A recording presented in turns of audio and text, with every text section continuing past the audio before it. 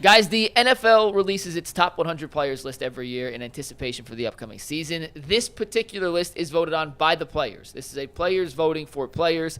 You can't vote for yourself or your teammates, but you can vote for players on the other 31 teams. This is how the top 10 of the NFL Top 100 came out this season. Saquon Barkley took the number 1 spot, followed by Lamar Jackson, Josh Allen, Jamar Chase, and Patrick Mahomes to get 1 through 5. 6 through 10 looks like this: Joe Burrow, Derrick Henry, Myles Garrett at number 8. He is the highest rated defensive player. Justin Jefferson at 9, and reigning DPOY, Pat Surtain at number 10. Bull, you think there really are 7 players in the NFL better than Myles Garrett? I mean, how would you possibly compare a can't. quarterback to a pass rusher to say who's better? I mean, you know, that it's just silly. He's number 1 on defense. Mike was trying to ask this question as if there was some slight here to Myles Garrett. Dude, it's like comparing a plumber to a doctor. It's impossible. You can't. What if we did it this way? We're going to have an NFL draft. And now you've got to value defense. However, well, then you factor age too. No, I know. Okay, leave age out of it. Leave age out of it. He's going later than that. He's going later. Than that. Far later than that. Yeah. That's what would have been my. But would there be any quarterbacks outside the top 10? In the top 10, I think the top 10 picks would be quarterbacks. Yes. Okay. Yeah, for sure. See? For sure. So he's not disrespected. He's right where he's supposed to be. Yeah. No. I thought 8 was actually good. The only non-quarterbacks ahead of him are what? Barkley, Derrick Henry, and Jamar Chase. Saquon, Chase. I said Barkley. Yeah, no, I'm just repeating Henry what so and people Chase, can see when you mirror the visuals with the audio. Yeah, I mean he's 4th in non-quarterbacks. Yeah, but I mean, all those other guys score touchdowns. right. I mean, He doesn't. Again, just It's like I don't understand how people don't get this. When you play defensive line, yes, you impact the football game, but bro, quarterbacks touch the rock every snap, single man. play. A running back can get the ball 20 times a game. That's 20 times if you're a defensive end, you may get 4 plays to really impact the game. And you may have a really good pass rush and have a really good rush. And guess what? Quarterback just throws the ball away or he gets rid of it quickly. And you just like, that was the best rush I've got. Yeah, right. So it's hard to impact the game like that. You know, that's a credit to him that he's that high. To me, I'm looking. If I'm him, I'm like, yeah, I'm the best defensive player in the league. Even the other players said I'm the best defensive player in the league. Yeah. I can't compare it. Comparing to to a running back, a wide receiver, a quarterback. Yeah. In sheer value added, he's not 8. No. But what it says to me is he's so good at his craft and has so much respect from the people that you really want the respect from. The media, we think we know, we don't. You want it from the players, sure. Yeah. The fans, most of them think they know, and really, the players know what's going on the grass. That's right. And the fact that the players voted him number 8 is a huge testament to how good he is. Who's the next pass rusher on the list, Mike, or the next defensive lineman, period? Let me pull it up as I'm talking. So I have a second question for you guys as I follow this up. But after 10... Oh, that's only the 1 through 10. I want the whole list. Micah Parsons would be up there. T.J. Watt. Maybe your guy. Yeah. Maybe. What's his Top name? 20. Crosby. Yeah, Max Crosby. Yeah. T.J. Watt was 11. Chris Jones was 12. Trey Hendrickson was 14. Wow, they really Dexter value Lawrence, these guys. 17. Crosby, 22. Daniil Hunter, 25. I guess Hutchinson's injury took him off the list for now. And Micah Parsons, 36, which is... Wow, so the players don't respect him as much as some of these other guys. Well, his run stop, I don't know. Probably the run stop. I think a lot of the play... Well, I think he has a podcast that... When you have a podcast, you're opinionated. Yeah, it can. He said some weird things about some of the players. I don't know that he's that popular amongst all the players. Him and C.J. Stroud went back and forth a little bit. Sometimes if you talk a lot, you're gonna be polarizing. Yeah. But he still should be in the top 20. What it says is the players think he's the best defensive player, which we all agree with. But we might be biased. Well, the players are not biased. I mean, if they anything, they'll be biased with their own guys. But they decided he's better. You know, there's a lot of conversation about him and TJ, and to me, he's clearly better. TJ's really good, but has played with better talent around him. Yes. So that factors into it. And I think what factors into it is Myles Garrett, for wherever we say, he don't be missing no games. He doesn't miss a lot. He don't He miss hasn't missed a lot. He No, don't that's miss true. a lot of games like that. Like When he wrecked his car, did he miss games for that? One did. game. I feel like he missed That like was one shoulder game. or One ankle? game. Yeah. One game. Yeah. Hey, I would have been in the hospital. That would have went Well, to my life points. Gee, I when put you my look card at coming him, the here. man is not a human being. I don't know what the hell he is, but he's a specimen. Yeah, he got different types. It's hard to hurt all that. He's definitely an Omega level mutant. Yeah, I mean, he's in as good a physical shape as any player in any sport. Y'all can ever. look that up. I think that you know what you might be accurate. I mean, Yeah, he's a freak. yeah. It's the LeBron James. First of all, like, look, you're not supposed to be a defensive lineman with that low percentage of body fat, bro. That's a CrossFit type body, right? Yeah, and it's not like he's 175 pounds like me. He's 280. He's 280. 285. He has. If I get to 285, I have nothing underneath that. It's just skeletal system. Yeah, I'm like a bone surgeon, dude. Like, It's circulatory. glasses. That's it in a hat, bro. But listen, he 285. Who walks around shirtless? That's crazy. No, bro. the question is, they always ask upstairs when he does news conferences with no shirt, why is he not wearing a shirt? And I said, no. The question is, why would you ever Why wear would a you ever shirt? wear a I would shirt? never wear a Like, shirt. I if would were never him. wear a shirt Never. either. bro, I don't care if it's 10 degrees and I wouldn't wear a shirt. I if would were have. him. When they put a statue for Yeah. him at the Dome in Brook Park, Yeah. he'll probably be Shirtless. without a shirt. Should Hey, be. man, Should be. You let me get to 285, look, bro. I'm gonna have baby oil and a barbershop helmet on. That's it. Well, I got a second part of this question I want to ask you. Before I ask you guys that question, I just want to remind everybody that today's show is brought to us Challenge by your inner Diddy. FanDuel. The NFL season is one day away. so FanDuel is making sure you're ready for kickoff with another can't-miss offer. Right now, new customers can bet just $5 and win $300 in bonus bets if that first $5 bet wins. So are you ready to play? If you are, download the FanDuel app now by visiting FanDuel.com/UCSS to get started. That is FanDuel.com/UCSS to place your first $5 bet. All right, second part of the question. Dustin, I don't think you were on when we discussed this, but I'm curious your thoughts on this. Jim Schwartz in 23, his first year here, got very creative in moving Myles around the defensive line. He put him over center. If you remember that Bengals game, he had the crossover, ended up getting a pressure on Burrow. He played on the left end. He played on the right end. He played over the interior. Last year, it was a lot less creative. He kind of stuck to his side. He played his spot. And Jim Schwartz said part of that was I didn't trust a lot of the other guys on the defensive line to hold up their end of the bargain if I get creative with Myles. With the additions of Malik Collins and Mason Graham and some of the young guys opposite of Myles that they believe in, do you think we'll see a more creative usage of Myles Garrett from Jim Schwartz again in 2025? Yeah, I think so. I think you'll see him moved around quite a bit more as they develop a level of comfort with the other players, especially the guys that like Collins and Mason Graham, who they drafted. If he becomes a stalwart in the middle of that defense, yeah, it's gonna help the confidence of Jim Schwartz to be able to move Myles around a little bit more. But at the end of the day, you want to make sure you don't want to make like Myles is a strength. Where when he plays on his side, like exactly what you're going to get every single time. When you start moving him around, then you start asking other guys to maybe overcompensate, or you have somebody out of position. Like, it's just there's a lot of things that you have to factor in, and I totally understand why they didn't want to get too creative and overthink the damn thing last year. So to your point, yeah, absolutely, and I think you'll see them be a lot more creative with him this season. And by the way, you added the kid from UCLA, linebacker. I actually like our linebackers. I think they're very athletic. I think they're going to make a lot of plays. Diabate, I was very impressed with last year. So there's going to be some guys that make plays and become household names throughout the season that we're not even talking about right now. Yeah, I think sometimes you don't want to get too gadgety. Like, you know what I'm saying? Like, sometimes like you could just be doing too much and you kind of run yourself out of a play.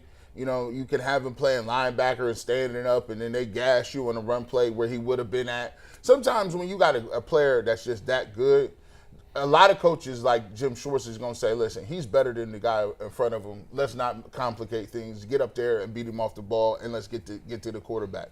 I think he'll try to save some of that. Where you want to save some of that is for your impactful times when you playing maybe a Lamar Jackson, or you playing somebody who is giving you some different looks that you kind of really can't deal with too much.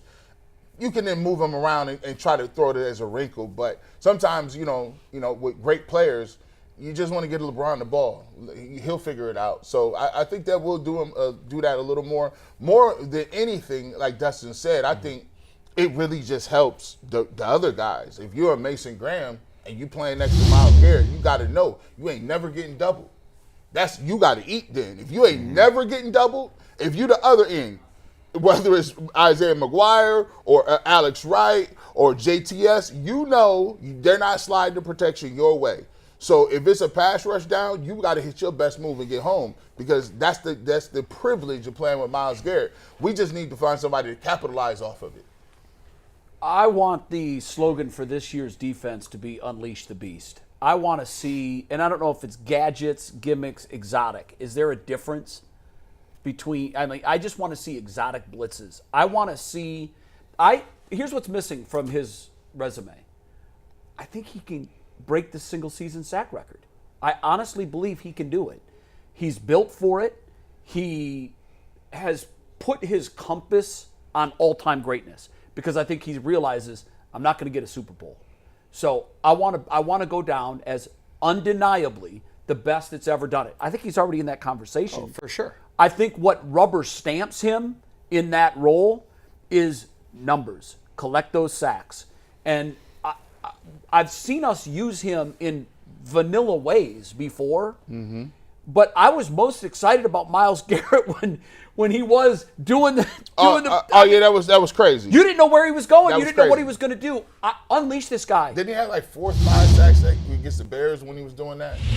What is it? 4 sacks against the? I think it was 4. He was big game unstoppable. against the- And I think, like, you do the defense a favor when you tell them this is where he's going to be and this is what he's going to do. Mm-hmm. You help the defense out and make it a little easier. Yeah. Don't give them the answers to the test. Move him all over. Use him like a hybrid. He can do things that no one else can do. Yeah. I think, and this is if I had a bold statement of the year, this is going to be it. And I've changed it from they have the potential to I'm going to say it. This will be the best defensive line that Myles Garrett has played with. 2 weeks ago, I was saying they have the potential to be the best. I've seen enough from enough different guys. Like when we brought in Smith and we brought in some other pieces, I got excited, but then it kind of fizzled. It never really materialized. I think with the rookie up front and Mike Hall and I just feel like we've got a lot of depth, and I think Schwartz is going to keep them fresh and bring them in and out of the game. We're going to constantly be seeing like hockey. Here comes the next line. Mm-hmm. Here they come. They're fresh and they're ready to go. So if that's the case, and this does pan out to be the best defensive line he's played with, why not go for the record? What is it, 22 and a half? I think so. I can't remember straight when Favre took the Favre took the fall. Yeah. I think it was 22 and a half. Yeah. Like, I think that's doable for him. And you got another game. The problem is Right, exactly. the Gene. consistent problem with Myles Garrett. The only thing you can say is that his numbers tail off as the They season do, goes big on. time. We've seen it every year. Yeah. He gets off to a hot start. He gets a lot of sacks in September and October. December, he takes a nap. And then November it tails off, and then December, he gets worn down. I think part of that is the team's usually bad, and then you have more injuries. The team around him gets worse. I'm not ready to go where you went in terms of it's the best defense or the best defensive line around him. I think it has potential, but right now in terms of what's proven on the defensive line, they don't have much outside of him. No, you're right. But that's what I'm saying. 2 weeks ago, I was saying it has the potential to be. Yeah. But now I'm saying I think it is going to be. And by the way, guys, that's not a high bar. No, he hasn't had great. No, but they're most proven Clowney defensive had linemen. 9.5 sacks. Right, but Clowney and even what's his name? Smith, Olivier Vernon, going way back. Those guys are better than what they know have right anybody else now. to be. Alex proven-wise. Wright, Isaiah McGuire. You're right. Yeah, they are. They are. I'm just my trajectory on these guys is rapid. And I think by the end of the year, we're going to say, this is the best unit he's played And with. to me, Tyvus talked about Malik Collins. Like, to me, Malik Collins is just a guy. he's a veteran. He's a again, veteran. you want to say what you want about PFF, give me a better system, and I'll listen. Right. His PFF grades, he grades out as a good pass rusher from defensive tackle. He's had 5 sacks the last couple of years, and he plays a lot. But you look at his PFF run grades, they're hideous. Sure. For the last 3 years. Hideous. I look at it like this. Here's one thing that I can get from the defensive line that I want more, and I've always said this about Myles Garrett. He gets the sacks numbers, and even in he had 22 tackles for a loss. I think it was last year.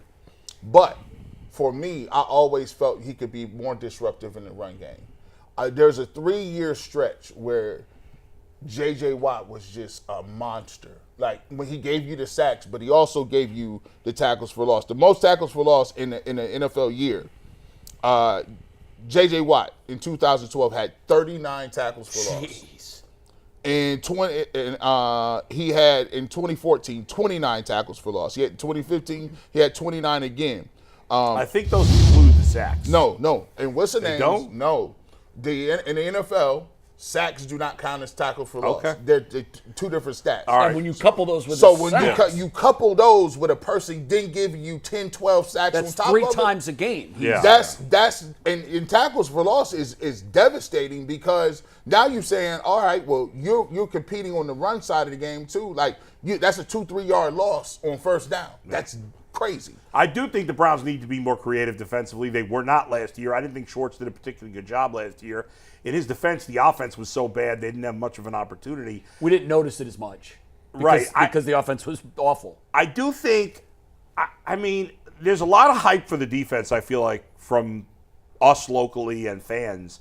And I'm looking at the Browns defense, and I do see a lot more potential there than I do on offense. But let me ask you this. Who's the Browns' third best player on defense? No, you're not wrong. Probably Grant Delpit. I would say Delpit too, but How good is Grant Delpit? well, I know. Okay. He's like Yeah. he's got his. He's. I mean, so I don't Which know. Grant Delpit are we getting? I don't understand. That's another question. Like, I don't know why people are so sure the Browns defense is going to be very good. It might be. Yeah. I'm not saying it can't be. You know but, what, like, Michael, if I'm not even sure who the third best defensive player is, and the guy you pick, and I probably agree with you, is okay. Yeah, Bull. I think the Yeah. reason I'll answer that for myself. There's so little to be excited about on the offense. Yeah. I've talked myself into the fact that we're Yeah. going to see a better defense. Yeah. Because last year to me was inexplicable. Like I didn't understand it. Yeah. It was a huge step back for Yeah. Jim Schwartz, who typically gets better with each year that he has. Right, but, you know, we haven't talked about it at all because he's been out of sight for a while. But in 23, I think one of the biggest reasons they were so good in 23 was JOK.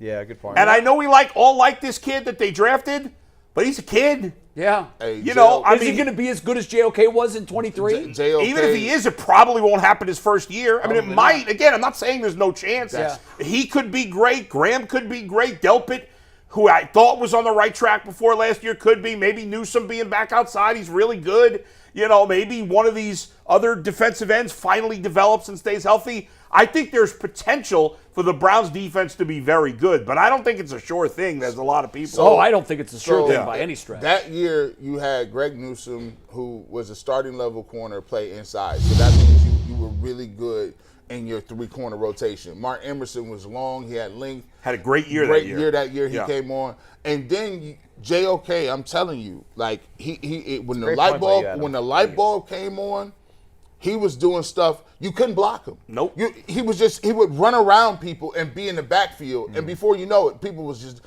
that hurt when losing him set the Browns back 3-4 years, because Yes. he had the ability to be one of the best linebackers and overall playmakers in the entire game, and he's just gone just like that. Yeah. No, that's a great point. Listen, the defensive front is solid. We know it's going to be really good. This defense will be as good as the secondary holds up.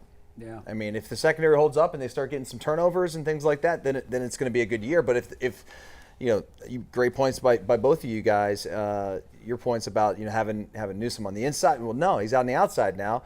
We don't have Martin Emerson. I know Martin Emerson's to some people an average corner, but he's a corner that I think he starts for this team, and Jim Schwartz likes him. So I don't know, man. We got a fragile secondary.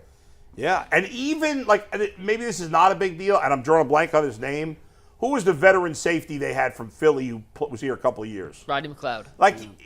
like I know he wasn't really good at this point, but like in that 23 team, he played a role. He was good. Like, they don't have He that scored guy. a lot of touchdowns last year. He was one of their leading offensive players. That's messed up.